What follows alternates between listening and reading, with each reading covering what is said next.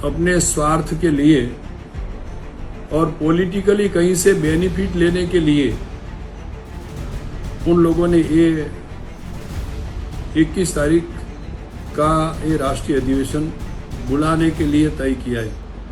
समाज के लिए कुछ नहीं किया, चाहे गुजरात के 3-4 लोग हैं। નમસ્કાર, વીટીવી પંચાયતમાં આપનું સ્વાગત છે। હું છું પૂર્વિન સુથાર। એક સમાજ અને બે રાષ્ટ્રીય અધિવેશન। વાત છે કોળી સમાજની। દિલ્હીમાં એક જ સપ્તાહની અંદર કોળી સમાજના બે રાષ્ટ્રીય અલગ અલગ અધિવેશન મળી રહ્યા છે, જેને લઈને કોળી સમાજના લોકો પણ અસમંજસની સ્થિતિમાં આવી ગયા છે કે કયા સંમેલનમાં જવું। બીજી તરફ રાજકીય ગતિવિધિ પણ તેજ થઈ ચૂકી છે। ગુજરાતની વાત કરીએ તો કોળી સમાજના દિગ્ગજ નેતાઓ ગુજરાતમાં છે। હીરાભાઈ સોલંકી વર્ષોથી ભારતીય જનતા પાર્ટી સાથે સંકળાયેલા છે। બીજી તરફ કુંવરજી બાવળિયા જે પણ કેબિનેટ મંત્રી પદે છે, ત્યારે કોળી સમાજના વર્તમાન રાષ્ટ્રીય અધ્યક્ષ વિરેન્દ્ર કશ્યપ દ્વારા દિલ્હીના એક સ્ટેડિયમ ખાતે 21 જૂનના રોજ કોળી સમાજનું રાષ્ટ્રીય અધિવેશન બોલાવવામાં આવ્યું છે।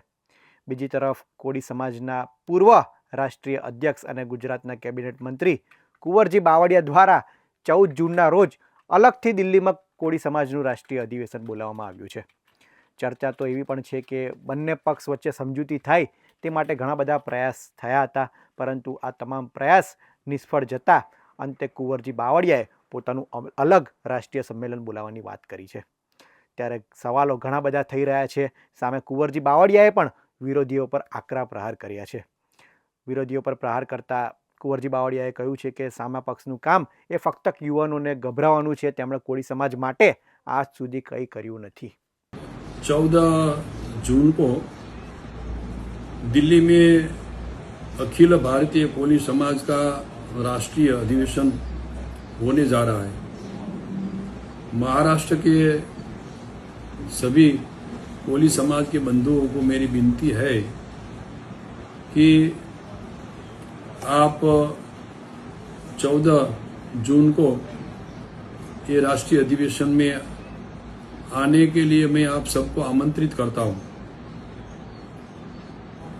आपको मालूम होगा कि मैंने जो थोड़े से लोगों ने 21 तारीख को अखिल भारतीय कोली समाज के नाम पे एक दूसरा ये सम्मेलन बुलाने के लिए ऐलान किया है, लेकिन ये सब लोगों ने जो राष्ट्रीय अधिवेशन बुला रहे हैं, इनमें ज्यादातर लोग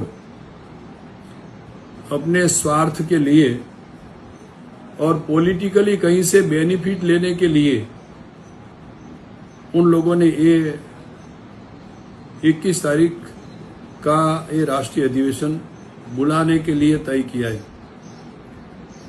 उन सब लोगों ने, इनमें से कई लोग ऐसे हैं कि कई सालों से ये राष्ट्रीय संगठन में, अखिल भारतीय कोली समाज के राष्ट्रीय संगठन में शामिल है, लेकिन आज तक समाज के लिए कुछ नहीं किया। चाहे गुजरात के 3-4 लोग हैं, चाहे दूसरे स्टेट में से कोई, मध्य प्रदेश में से या दिल्ली में से कोई समाज के अखिल भारतीय कोली समाज का ये राष्ट्रीय अधिवेशन बुलाने के लिए ये सब ने तय किया है, लेकिन उन लोगों ने आज तक कोली समाज के लिए उन्होंने कुछ नहीं किया। બીજી તરફ ભાજપના જ દિગ્ગજ નેતા અને કોળી સમાજના આગેવાન હીરા સોલંકી એ કોળી સમાજના રાષ્ટ્રીય અધ્યક્ષ વિરેન્દ્ર કશ્યપ સાથે જોવા મળ્યા। બંને નેતાઓએ મીટિંગ કરી હતી। આ દરમિયાન હીરા સોલંકીનો એક નાનો વિડીયો પણ વાયરલ થયો છે, જેમાં તેઓ શાયરીના અંદાજમાં વાત કરી રહ્યા છે।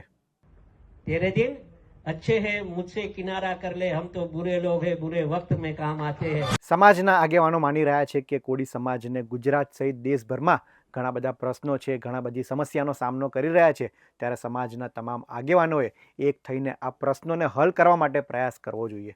પરંતુ સમાજના આગેવાનો એ અંદર લડી રહ્યા છે અને આ પ્રકારની અલગ અલગ મીટિંગ કહેતા કે રાષ્ટ્રીય અધિવેશન જેવા મોટા કાર્યક્રમો અલગ અલગ થાય તે કેટલા યોગ્ય છે। એક તરફ કુંવરજી બાવળિયા 14 તારીખે પોતાનું અધિવેશન બોલાવી રહ્યા છે, બીજી તરફ વિરેન્દ્ર કશ્યપ 21 તારીખે સંમેલન બોલાવી રહ્યા છે. ત્યારે આ સંમેલન, બંને સંમેલનમાં જોવું રહ્યું કે કયા સંમેલનને કેવો પ્રતિસાદ મળે છે.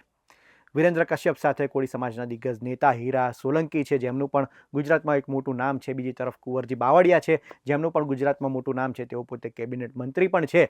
ત્યારે કયા નેતાને કેટલો ટેકો મળે છે અને કયા સંમેલનમાં કોળી સમાજના લોકો જાય છે તે જોવું રહ્યું.